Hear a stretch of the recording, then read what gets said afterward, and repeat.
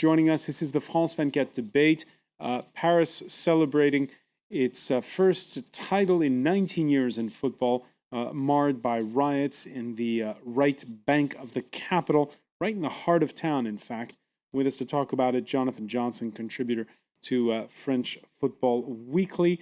Also with us is Marie-Cécile Nave, that's a think tank different, sociologist. He is a political science graduate. Émeric Dupré, a Paris Saint-Germain fan for 20 years. And so that's a long time. And from the Parisian working class suburb of Argenteuil, Abdelkarim Aishi. You're telling us you've moved now to the eastern suburbs. East of suburbs. To the eastern suburbs, and you're with the organization, the Indigenous Peoples of the Republic, I guess is how you would call it, which is an organization that lobbies against discrimination, against discrimination, racism, and all those things. And all those things. The center of Paris was never hit during those riots of 2005 that caught the world's attention. So it was a bit of a shock seeing what happened on Monday. I think we could not make the link so easily between the riots in 2005 and this violence. I think we cannot call it riot.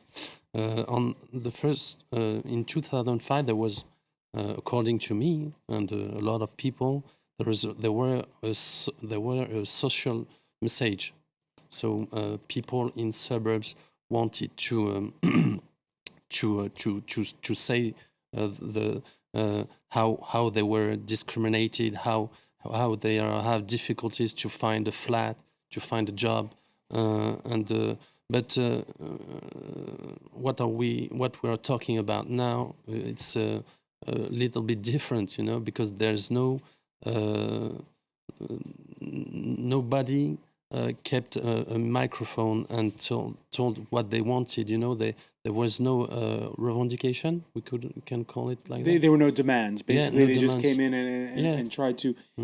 Definitely, the Interior Minister says it's a football problem. Quite blunt, in fact, when it comes to Paris Saint-Germain and its troubled past. Parisians had been waiting for this victory, but it's obvious that football is still sick. It's the case for Paris Saint-Germain. It's also the case for several other clubs.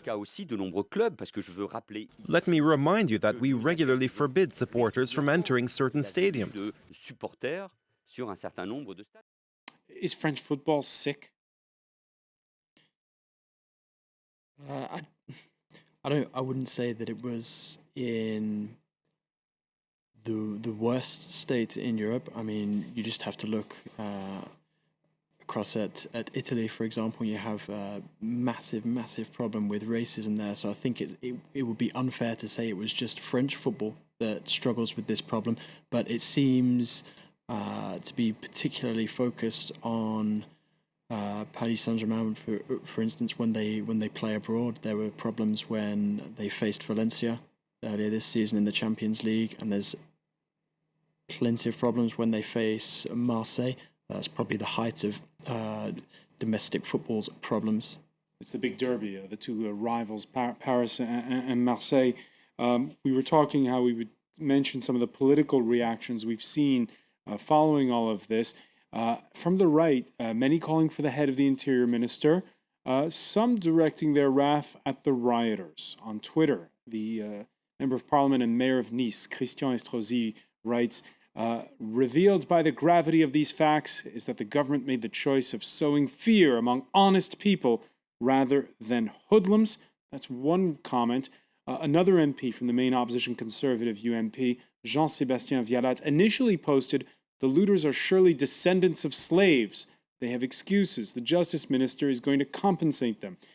He took down that tweet, by the way, saying it was just a nod to a recent bill recognizing France's past responsibility in the slave trade. He says he didn't mean to offend anyone with that statement. Nonetheless, Marie-Cécile Nave, when you look at the reactions to what's happened, are there, I guess, what you could call dog whistle messages to the far right? Yeah, it's very interesting because there is a common point with the riots of 2005. insofar as there is a kind of, identity or racial assignation, which is made by some commentators. And the fact that the events took place in a privileged area of Paris is something interesting, because the people you talked about, and also Marine Le Pen and so on, they said, it's people who are undisciplined, uncivilized, and they come to Paris to fight and to destroy everything. Okay, just prove it.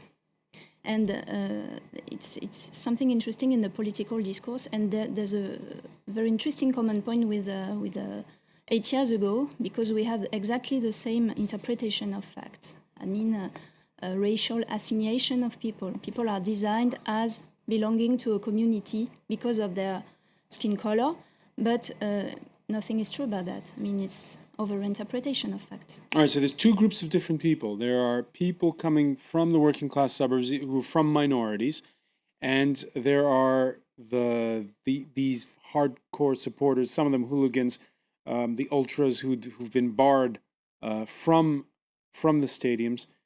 In both cases, a sort of feeling of the haves and the have-nots, people who feel as though they're sort of left out, and it's coming from. Is there a problem in France that's more deep-rooted, that's shown up through this riot? I think so. I think that most of the time, what happens in a stadium or related to sports, such as football, which is the most popular sport in France, every time it's connected, it's meaning it has a sense of what's happened, the tensions in society. When there are people fighting because of racism or, I don't know, maybe political ideas in stadium, just like it happened before in the Parc des Princes, it means that there is something wrong in society. When people are breaking things in the streets, it means that there is something wrong. They are not listened to. I think that's the main problem. In the riots of 2005, I think that the people of the banlieue needed to be heard, because nobody was listening to them. That was the message. Their message was transmitted by burning cars. I don't think it's a good way of transmitting a message, but there was a message. Maybe there is a message under that. Maybe they want to be listened, and I guess it's not one branch or another. Maybe it's both. Abdelkarim Haishi, do you take that point? I think we should have instead of focusing just on the violence and of those facts, perhaps we can take a little bit higher and look Look at the bigger picture. Yeah. To understand what happened. We have a massive crisis, economic crisis. During many years now, a lot of people get unemployed every day, and on another hand, you have people like football players who are paid with 100,000 euros a month. So I think we have to, if we want to change things. There was we have to make a summit on why this sport is so not this sport, but the fans and all is why there's a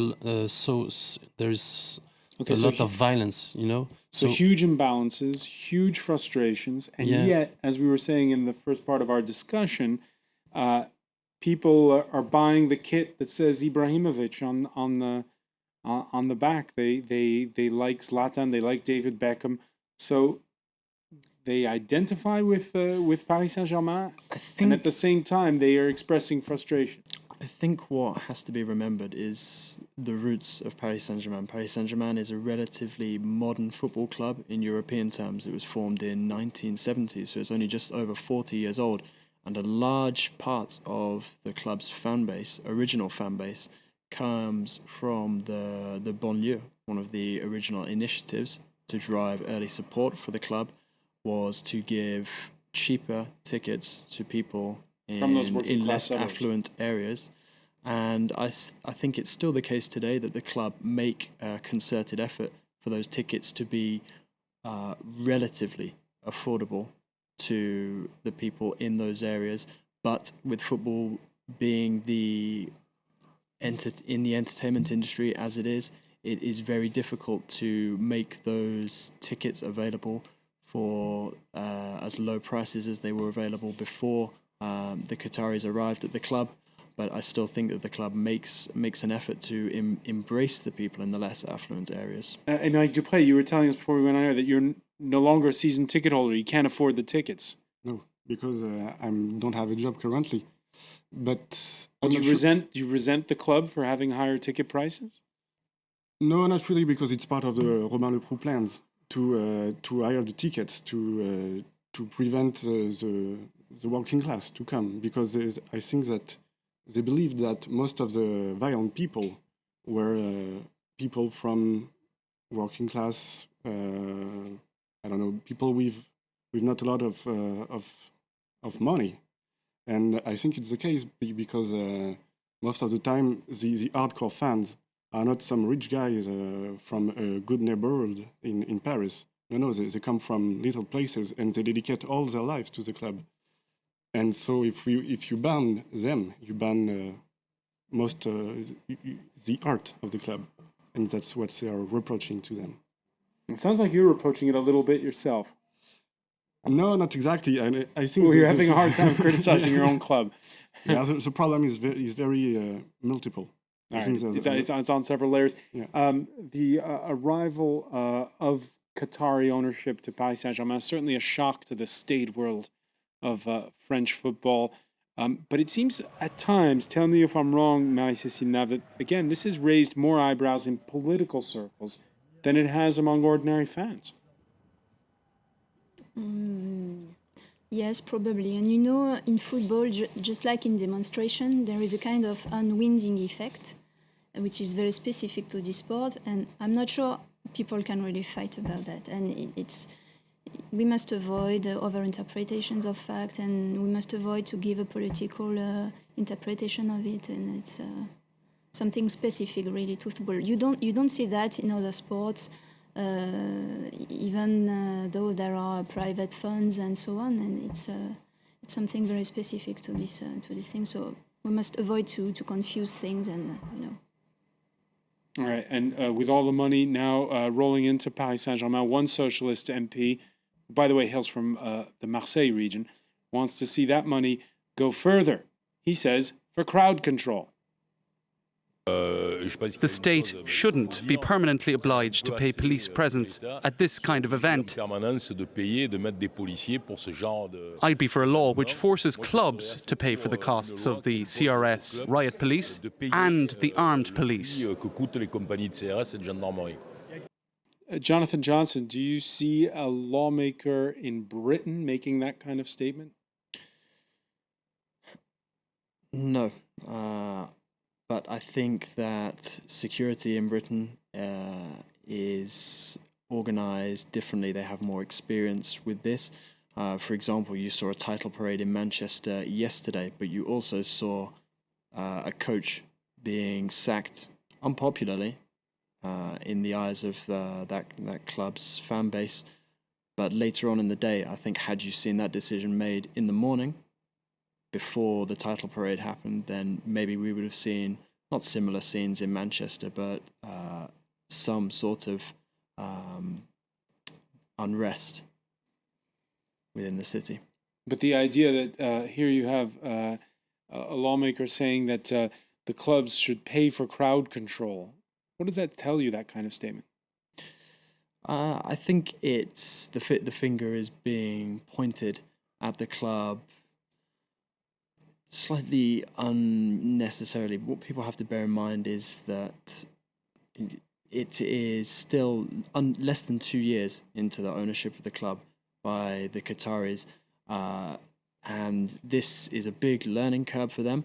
I don't think they realize just how deeply ingrained some of the problems were. I think they probably felt that the measures taken before they arrived had actually taken care of some of the problem, and this would have been a surprise to them as much as it was to anybody, because I think they were expecting a positive reaction and a real celebration of the title, but I don't think they were anticipating such unrest.